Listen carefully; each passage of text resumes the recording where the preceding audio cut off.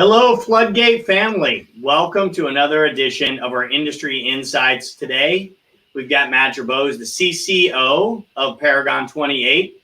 And, he's got a ton of experience in orthopedics. His company's done some incredible jobs. So we have him in here to talk a little bit about orthopedics after COVID, and that impact and where it's going to get your insight. Matt, thanks so much for joining. Glad to have you on here today.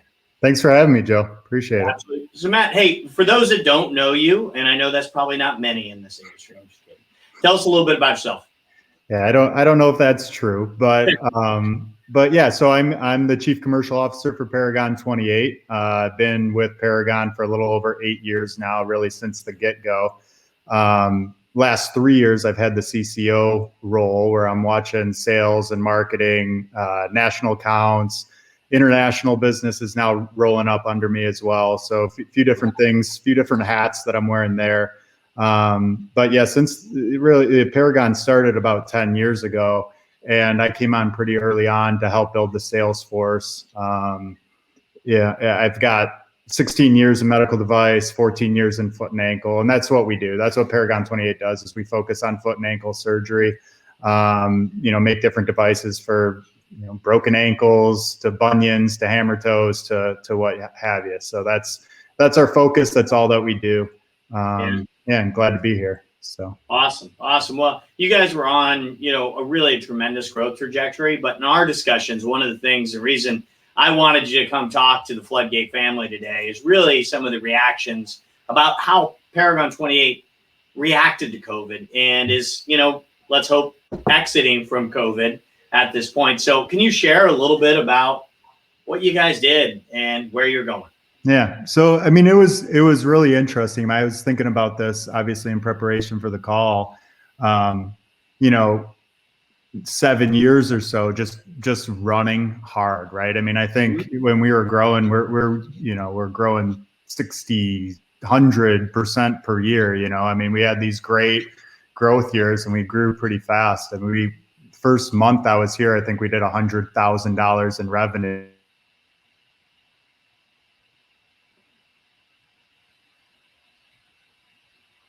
And when this COVID thing hit, I mean, it was obviously it's like a tragic situation and everything, but we said, okay, this is the reality that we're in. It was right at the end of March where we just saw cases start falling off, especially elective cases as the hospitals were filling up.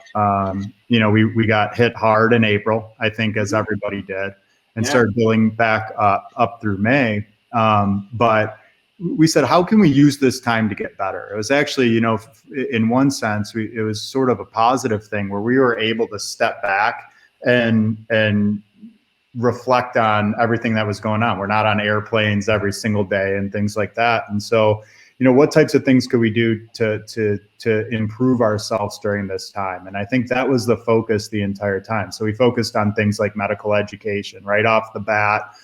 We paired up with Mark Meyerson, who has his charitable foundation Steps to Walk, and we hosted the World Foot and Ankle Congress, where we had over 7,000 surgeons register around the world, 38 countries, like 40 faculty, I think that we had, and it was like a 48-hour continuous marathon, type event. We did a lot of webinars for our sales force. We started focusing on certain products that we think are really paradigm shift type technologies that require rep education, so we focused on that, did a lot of that, tried to make our sales force better. Our regionals and our regional sales managers, I would talk to them about this all the time. They would be on the go and they'd be making sales calls and they'd be working with sales reps. And I would talk to them before that, like you guys run these big major regions. When you're in a territory working with a rep, you're only working with that rep, and you have 80 plus reps, that you have in your territory.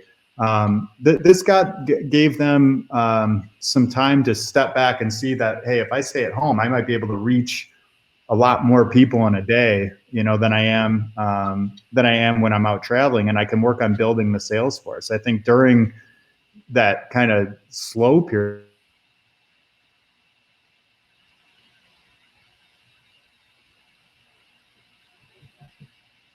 on with that. I think one of the things that, that hurt us a little bit was just not getting together is how do we keep the culture?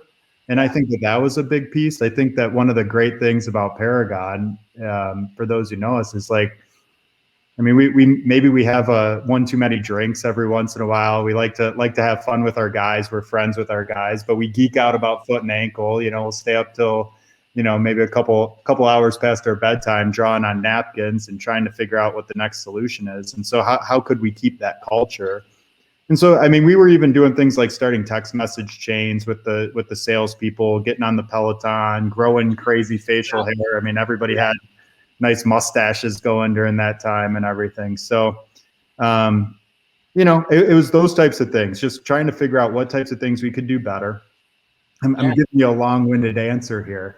But, we also, with us on the road all the time, it was hard for the engineers to get our time, our CEO, Albert DaCosta's time, my time, and in our projects. And so we were able to focus more time on that. I think we're going to have a pretty active 2021 as far as product launches. We even had an active 2020. We launched a Pilon plating system, which is like complex ankle fractures, which really helped carry us through that COVID period where elective surgeries were shut down, but trauma stayed up, right? And we launched a hindfoot nail, and we also launched a total ankle last year.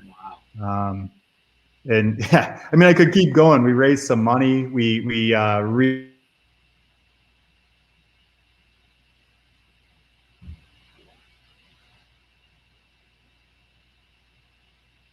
Getting past 100 million in revenue and building up to those next, levels here, 200 and beyond. And, it's weird to say because it was not, I mean, obviously if we could have gone without COVID, we would choose not to, to that path, but it was a good time for us to be able to reset our engines and figure out, hey, what do we need to do differently to get to the next level? So, yeah. That's great. Yeah. So, I heard you say you did a lot of things. One, you figured new ways to reach your customers. With a big symposium, it brought a lot of people into one place.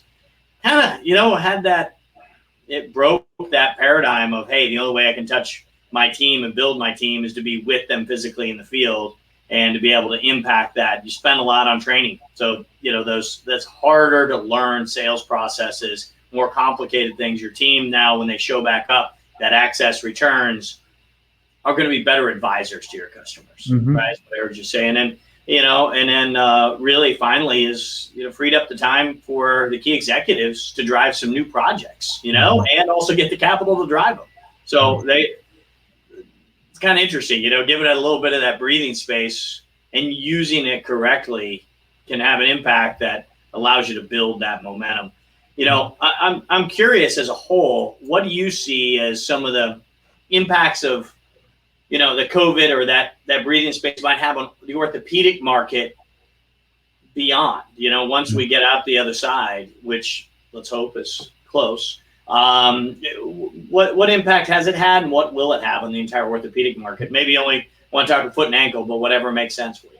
Yeah, sure. I mean, I think one of the biggest things, I think for the people that we saw a lot of different reactions, right? I think we saw some people sort of step back and, let's hold tight, during this time. I think we saw, some other companies get aggressive and do some of the restructuring and things that we talked about. I think for the people that are good, I think, what we're trying to do is learn from this period. When we break out of this on the other side, which we sort of are in that transition period right now, what can we have learned from this time that we can continue to carry forward? And there's things like sales training, right?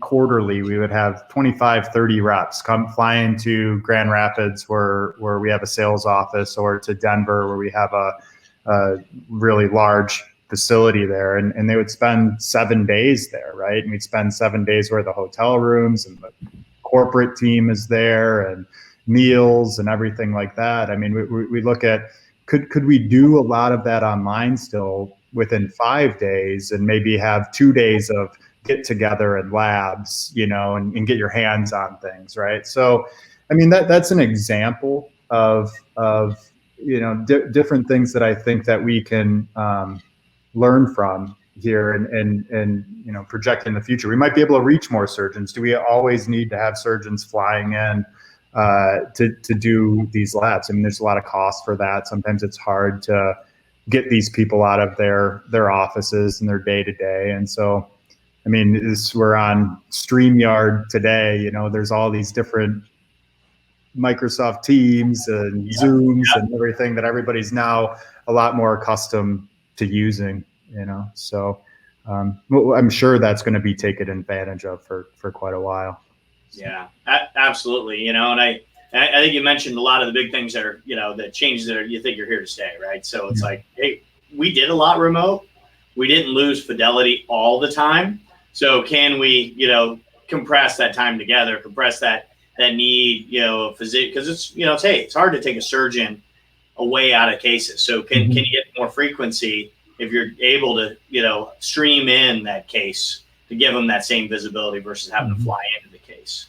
Are there anything else that stick in that you think are changes that are here to stay? And let's hope it's not the crazy mustaches, because I don't know. Like, I kind of want those to come back. Yeah, you like the crazy mustache, the 70s? Yeah, I'm a fan. So, no, I mean, like you said, I mean, I think that, the virtual helps with getting more surgeon attendees, but it also helps with our faculty. I mean, there's certain things that we do that we have like a handful of people that are truly experts in those topics that are teaching right now. So it's great for, hey, Dr. So-and-so can't make it to Denver that weekend, but can he do it virtually? And so we actually just hosted a DPM course over the weekend, and it was great. We had, I don't know, so let's call it 5-6 faculty that all gave their presentations from home. And we had one doctor that was in our lab that was doing the surgeries, in the lab virtually. So the people got to watch the one doc, operating while the other doctors were talking. And so, those types of things are here to stay.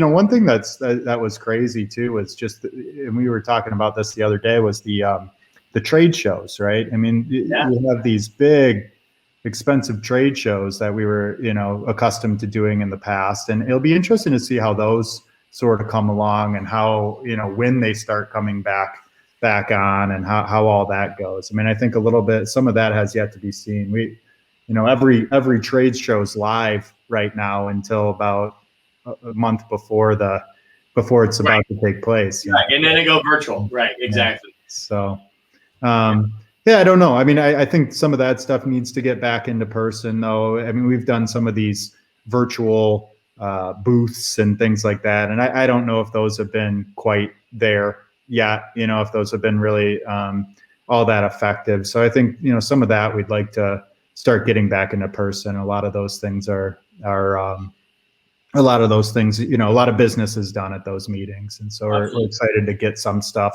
back into person and not just have all of our culture over text message chains and things like that. I'm excited to get back and see the crew. I think that's at Paragon. That's one of our strengths is our relationships with our sales agents, and it's been tough not being able to see that crew, for the past year or so.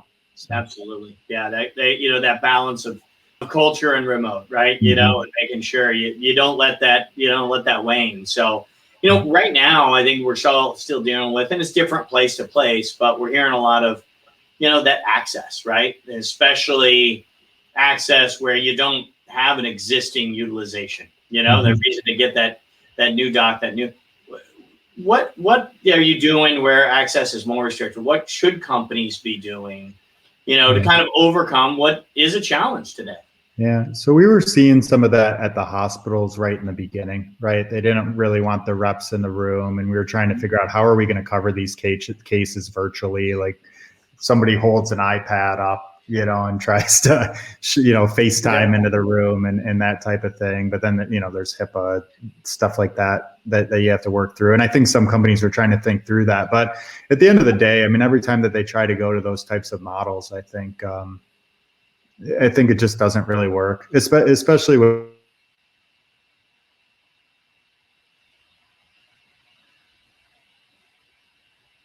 we go to plan B and plan C and things like that. So there's that. And then there's seeing the surgeons, right? And I think that's probably one of the things that has been the most difficult is a new rep that doesn't really have relationships and they want to go break in with new doctors. I mean, the doctors' offices aren't quite as friendly, to just have a rep show up like they used to. So you got to get creative with how you're going to go bring on new surgeons. And I think, again, a lot of that is going to be through these, large Zoom type webinars and things like that, launching product. We brought on a digital marketing person during this time. So we're doing a little bit of direct to consumer on some products and that's actually starting to work out for us. So I think that just getting creative with that. We were doing a little analysis the other day, and we actually worked with over 900 surgeons this year that did not work with in 20 that did not work with us in 2019. So we were just a lot of creativity happening then, Yeah, we were successful with that, especially the slowest quarter of bringing on new surgeons was that second quarter, obviously, and it grew after that from the third and fourth quarter. But it certainly takes some creativity. Because I sympathize with these new people that are coming in and starting their medical device career, and they don't have the doctor's cell phone number to text them or shoot them a new brochure. They're trying to break in, and it's not always an easy path, for those people right now. So absolutely, yeah. But it's that creativity and nimbleness that matters. So if we're looking beyond kind of COVID, we're looking a couple years down the line. What are you seeing right now as the biggest opportunities in this orthopedic market space? Yeah. So, for us, I don't know. I think there's certain things that with creativity, as far as digital marketing and things like that, I think there's ways that we can get a little bit more creative. If you look at really the way marketing takes place in orthopedics versus how it takes place in all sorts of other industries, I think orthopedics is way behind. Right. And I want to start, driving patients to our, to patients, right? Patients are getting more savvy and they're looking up these procedures before they get them done. Everybody's got Google now and things like that. Right. And so they're looking these things up. And so we need to realize that and take advantage of it. But, for mostly, other than some of that stuff for us, as far as the opportunities go, we continue to just see foot and ankle, this space is a major opportunity. There's you go to hips and knees and you have these great success rates of total knee arthroplasty and stuff like that. But in foot and ankle, our best surgeries, not Paragon's best surgeries, our best surgeries, some of them still have 10, 15% failure rates. You get down to 50% failure rates. And with certain indications, and if you were having those types of, success rates, failure rates, and total knee, you'd be probably going to jail, right? But yeah. So I think that there's a lot of room for improvement in this space, and I think that we're, that Paragon 28 feels like that we're in a good position to help improve these outcomes. That's one of our big benefits is we have people at the top that have been in thousands of foot and ankle surgeries and know this space. And that's our drive. That's where we see our opportunities, at least, is just to continue to push the success rates of the procedures that we do here. And so I think that's what we're focused on still, and that was prior to COVID. Right. Well, it makes sense that, your North Star shouldn't change, right? Even though the clouds blow over for a little bit, right? When they come back, your North Star is still sitting there. So that's good. And that full focus on there. And there's, a lot of opportunity for improvement in the space. So it's great, Focus Factory to bring it. Sure. So I want to take give us a last 10 minutes to see what questions we might have from, little FloodGate family guys. If you want to put it in the chat, should have said that earlier, but if you have questions, you put it in the chat. We'll pick that up. We'll put it in here. But we got a couple in there. let's see, what are some of the questions? And you know what? One of the other virtual things we didn't talk about, something very near and dear to my heart, and makes sense that our FloodGate family would asking. What are the things you've learned about hiring virtually? And I know you guys expanded your team this year. So, what tips? What did you find? What worked? What didn't? Maybe for everyone. Yeah, I mean, I was curious, like what you guys are seeing a little bit. What worked for us was just that. I mean, really, to keep my sales management, at least, that does a lot of our hiring. When they weren't on the road, they were able to focus on it a little bit more, right? And I think we continue to try to get better people and.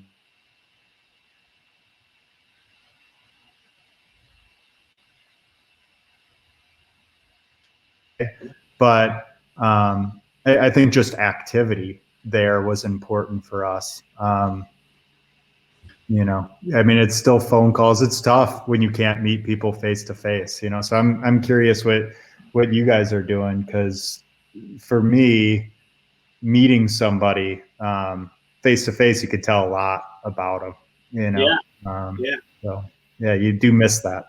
Yeah, here's what we found, and I would have said a year and a half ago, probably similar to what you said on some of these, doing a virtual case, whether you'd ever think about doing it. You're like, no, we would never do that. Same thing with hiring. We've seen a lot of our clients who a year ago would never say, no way I'd hire someone without meeting them, right? But what they found is, one, they can collapse the time because you're not trying to find out when they're flying, who can get where, when for a full day, and then get higher frequency, so they can get a couple touch points in the higher important jobs, have a couple managers do a panel across the country. One of our managers did that, where they had all three of them sitting there and had a panel interview. And afterwards, they kind of were able to look at each other and give a thumbs up, and made great hires. So last year we placed well over 100 people, and almost 200 people.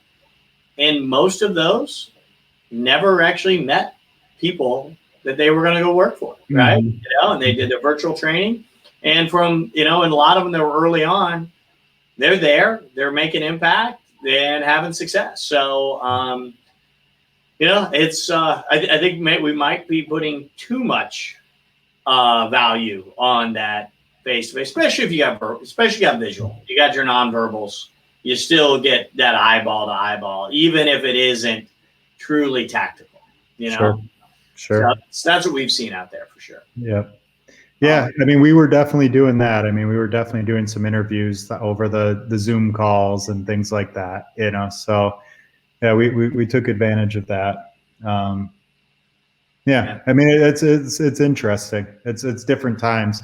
I think one of the things too is not getting comfortable. It was kind of nice to like break out of that, day to day that you've sort of been doing for years and years and years. I'm starting to see that now, like on the back end of this, I want to make sure that we don't get too comfortable with like being in Zoom calls all day long and like having meetings all day long. Now everybody's got access to you. You're like 24 hours, 7 days a week, and you got to make sure too, with this new world that you're focusing on, that you're still able to break away and focus on growing top line, and you're not just like become a slave to the Zoom meeting. I would say the next meeting that was set up as a cadence call, the new project, right? I open up my calendar in the morning and I see a bunch of recurring meetings that I didn't schedule in the morning, so. Right. So now it's kind of dealing with it on the opposite side and finding that proper balance, I would say. Yeah, no, it and there's, they're not, maybe not in the sales, but other segments, there's people that haven't moved, and so getting some of that momentum back as well on those proactive activities and not the reactive activities. How do you motivate those, right? And bring people along to that, where you get to that right balance, where you're not going back, where you're just jumping on a plane because that's what you think you need to do, but also making sure that you're in front and pushing the issue where it's important. It's a balance, right? I think we're all going to be together finding that new way forward, but that is going to be the right way. And I know guys like yourself are figuring it out already. So You mentioned a little bit really in the foot and ankle, the exciting things that are happening, really, innovating so you can reduce those, the rates of failure. Anything else? Because there was another question on what exciting things are happening in foot and ankle. Is there anything else you'd like to add besides that kind of focus on providing better outcomes to a space that isn't home yet? Yeah, I don't know. I mean, there is a lot of movement going on around here. I mean, if you're sort of following the market, there's a lot of consolidation that's going on that, I don't know, we see as a benefit to us. So, I mean, you can follow some of that. I don't know if I want to comment on that too much now, but I understand. Everybody's probably curious, but I don't know. I mean, we're gonna keep our head down. We're gonna keep grinding. Coming up with more and more solutions. I think that watch us this year. I mean, it was a lot of fun last year, spending more time than we ever have with the engineers and development team, and looking at technologies ourselves for the first time, like looking at what's out there and maybe things that we could bring into the fold, and take advantage of. There's some cool things out there. So I think that this is going to be a very active year for Paragon 28, and a lot of it's going to be because of the work that we did in 2020. You'll see a lot of activity there, and we'll keep pushing that forward in the future. So awesome. Well, Matt, thank you for joining us today, guys. Make sure to follow Paragon 28 so you can see all those new cool things coming up. And, of course, follow FloodGate so you don't miss up on these cool intros and introductions. Matt, congratulations on navigating a difficult time, setting the team up for sounds like incredible exit velocity, as we run out of here. I'm looking forward to seeing those cool product launches and hearing those announcements and press releases. I know we all will. So if you guys on here, if you have any additional questions, please feel free to chat it in this, and we'll respond as able. And thank you so much for joining us, everybody. Thank you, Matt. I really appreciate it, Joe. Thank you. Thank you. Have a good one.